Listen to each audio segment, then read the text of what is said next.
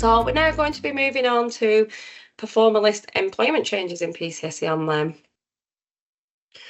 Okay, so I wanted to start off by showing you this slide just to give you an idea of the GP journey when they do need to submit an employment change in PCSE Online. Now, all performer list changes do need to start with the GP logging into PCSE Online and submitting that change request through to us. So the practice can't do this on behalf of the GP. I know we do get some practices wondering if they can because they can't get the GP to do it themselves. However, the GP does need to log in and action any requests through PCSE Online. Now, what happens is once the GP has logged in and submitted the change, so say like, for example, if we have a salaried GP that's joining your practice, they'll log into PCSE Online, they'll provide the practice details that are needed, and then what will happen is PCSE will receive that request once it's been submitted. We'll just make sure that the GP has provided all the relevant details needed to progress the case, and then once we've done that, we will then send the request over to the practice. So this is when the PL practice manager role will see that you'll have an outstanding request that needs approval. We just ask that at this point you log into PCSE Online and just double check all the details that the GP has submitted. So I think one of the main things to check would be the joining date, just to make sure that they are joining on that date. And then if you're happy with everything, you can just go in and approve that request. Like I say, I will show you details on how to approve, etc. later on in the presentation, but this is just a brief overview at the moment. Now, for a salaried role, once the practice have approved that will come straight back to PCSE, and then what we can do is contact NHS BSA to get the prescriber number, and then at this point, you'll be able to go in and complete the GP pension joiner form in PCSE Online.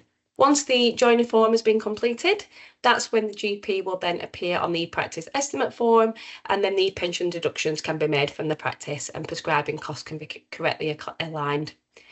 Now, we appreciate it's not always as simple and as straightforward as that. There are a couple of things that can happen along the way, but I am going to run through that as well. I'm not just going to give you the happy path, okay?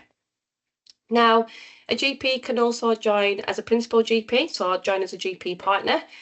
It will follow the same steps as a salaried. However, once it has been approved by you guys at the practice, we will also need commissioner approval. So as soon as you approve that in PCSE Online, it will go over to the ICB for them to approve.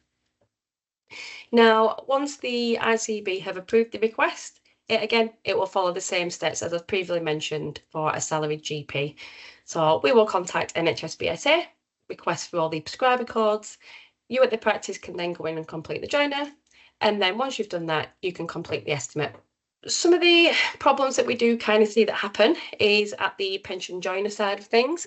So if a performance employment change has gone through and it's been approved by yourself and if required by the ICB, but you can't locate your GP on the joiner form, it may be that it's a newly qualified GP and PCSE don't have the SD number on file, so we don't have their pension scheme number. If that is the case and it is a newly qualified GP, then you can contact PCSE and let us know that number, and then we will include that within our systems. Now, the reason why we don't have that detail of information already is because NHS pensions will have more than likely been sorting out the pension for the GP registrar, so nothing's ever actually come through PCSE. So once we have that number, we'll be able to put that onto the account. You'll be able to complete the joiner and do the next step as a practice estimate.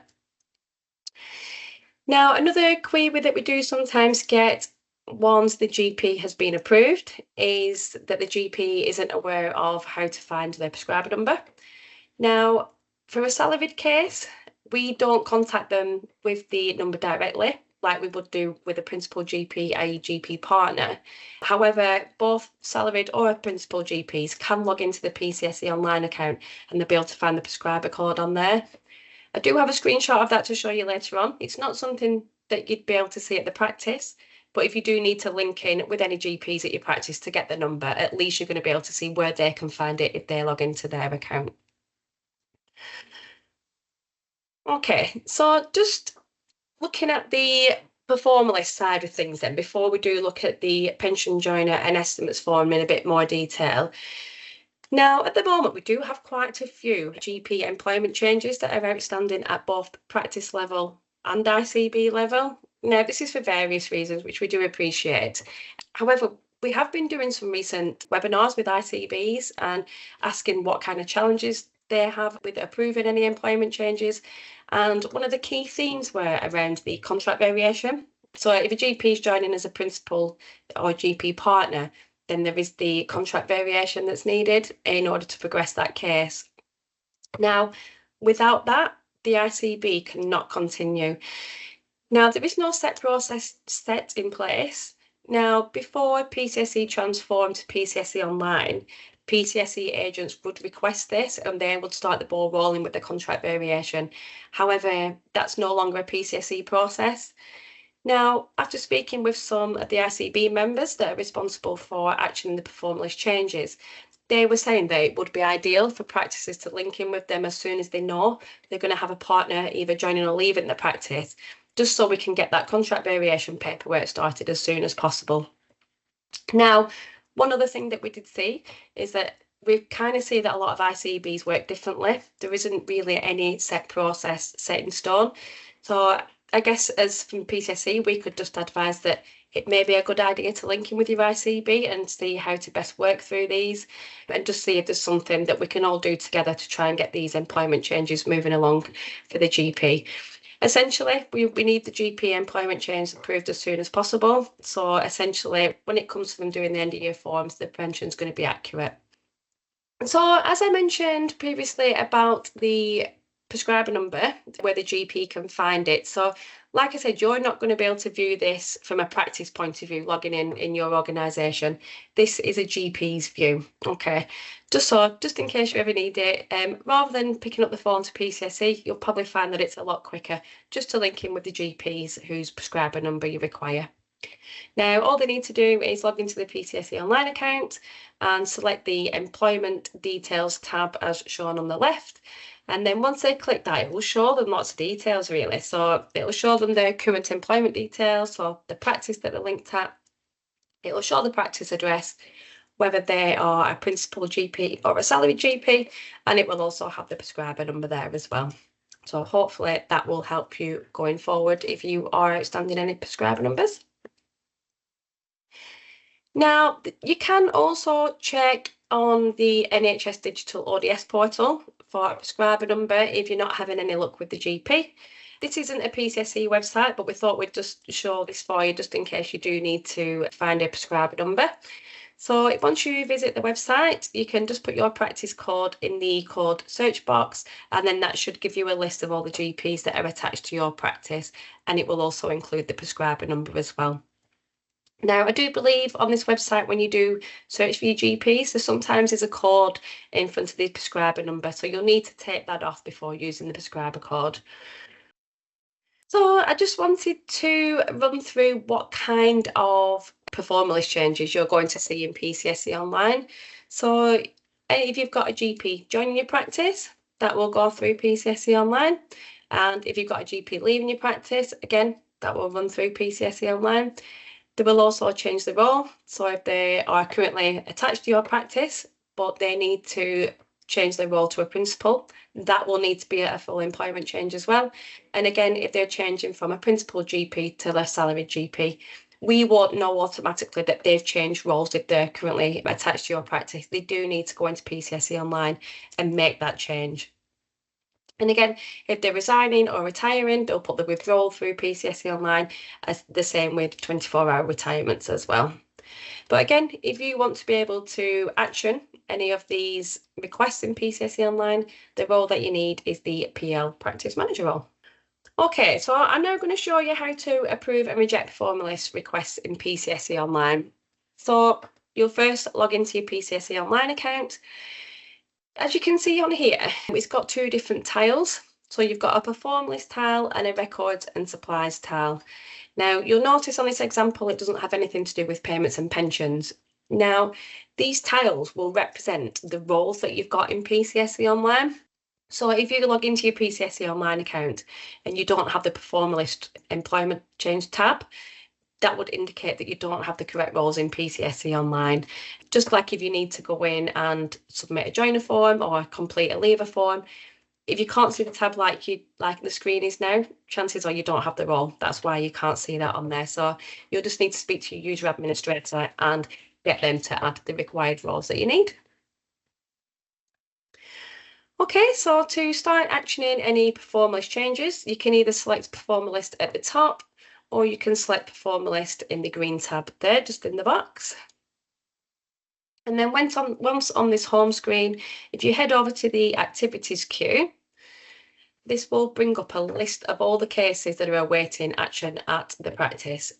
Now, for this example, there is just one pending request. This may vary between practices. It all depends on how big you are and how many GPs you've got joining and leaving your practice or changing roles and things like that. However, for this example, you can just see the one on there. Now, it will show the case reference number. So if you do need to contact PCSE for any reason, that's the number that is assigned to that GP's case. That's the number that we'll use within our systems. And we have had a couple of instances where some practices, I think they're using smaller screens. So when you do log into your activities queue and you feel like you've only got half of the information on there, just if you move the slider bar across, that's when you'll be able to see all the other options, okay? So once you have found the case that you want to have a look at or like to review or approve, you'll just simply scroll up to the Review Practice Change tab. And when you select that, it will pop up and open up the change that the GP has submitted. So it will have the practice name. It will have the role that the GP wants to join the practice. So for this example, as you can see, it says principal. So they're going to be a partner at the practice. They will input the start date, and that needs to be the date that they actually start in that role at the practice, and it will also include their name as well. It's just good practice when you are reviewing these changes just to make sure that everything is correct, that the start date's correct and the role's correct. And if it is a principal, make sure you're getting in touch with your ICBs just to make sure that the contract variation's ongoing, because you can go into PCSE Online and click approve at this point, but the ICP won't be able to do anything with it until the contract variation's been completed. So the sooner you can start the ball rolling with that, the better the chance the GP's journey will go a lot smoother for them. So if you're happy with all the changes that the GP has submitted, you'll just simply select approve. However, if you're not happy, say for example with the start date that they've put, you don't agree that they're starting on that date, you can select reject. Now, once you select reject, you will be presented with a list of options as to the reason why you are rejecting that case. So you've got things such as like the date doesn't match, or the status doesn't match, or the change is no longer going ahead. But you've also got another option as well. So if you click other, that will then open up a box and you can free type the reason as to why you're rejecting that change in PCSE Online. And once you've done that, all you need to do is select your reason and then select reject, and then that will go straight to the GP, and then they can then resubmit their case in PCSE Online. So you also have an option to search for GPs included at your practice. So once on the home screen, if you head over to where it says performer management, you will have the option to search for your GPs.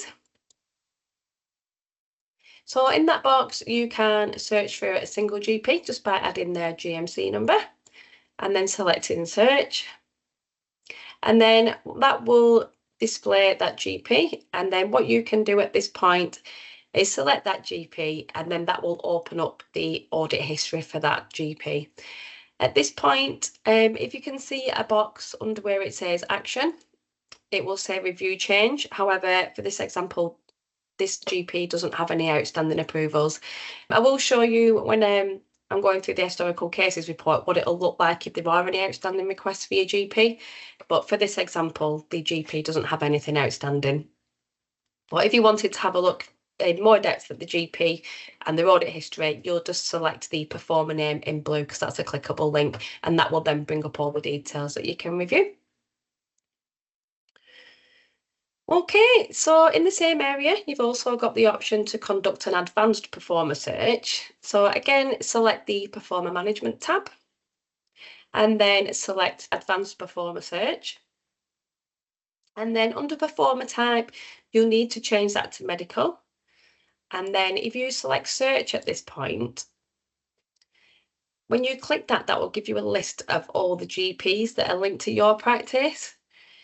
Now, as I mentioned on the previous slide, as you can see under the Action tab, which is just here on the right, it will show you here if there are any outstanding approvals or actions that need reviewing for the GP. So this GP here has got an action pending. So if you wanted to view that, you could simply just click that button and that will then open up any outstanding requests and you would just approve or reject as I've previously shown you. So anything in blue there down the side, that's also clickable. That will open up more details of the GP. Okay, now last but not least for Performer List, you can view you've got an option to view the historical cases report. So if you just head over to the historical cases report tab,